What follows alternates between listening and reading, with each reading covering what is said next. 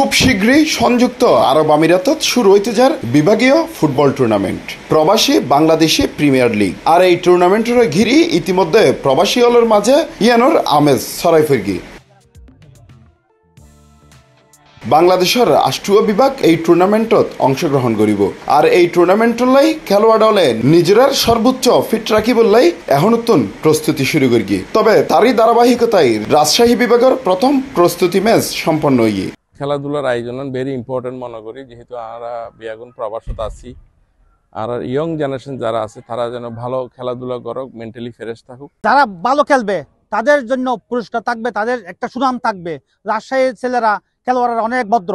অক্টোবরের 9 তারিখ বৃহস্পতিবার আজমান একখান ফুটবল মাঠত তারার এই প্রথম প্রস্তুতি ম্যাচ অনুষ্ঠিত হয়ে যেড়ে অতিথি হিসেবে উপস্থিত আছেন কমিউনিটি নেতা শাহাদাত হোসাইন, মোহাম্মদ শাহজাহান, মোহাম্মদ ফরহাদ, মোহাম্মদ আইয়ুব ও মোহাম্মদ সালাম।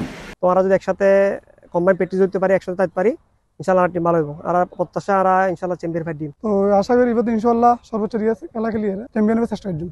তো আর টিম লেন আসলে আশাবাদী করি চ্যাম্পিয়ন ফাইট দিম।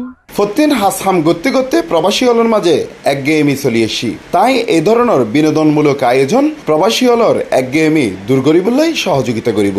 তাই আয়োজক কমিটিরে ধন্যবাদ জানাইয়ে ক্রীড়া প্রেমিক প্রবাসী হলে। C plus TV, Chittagong.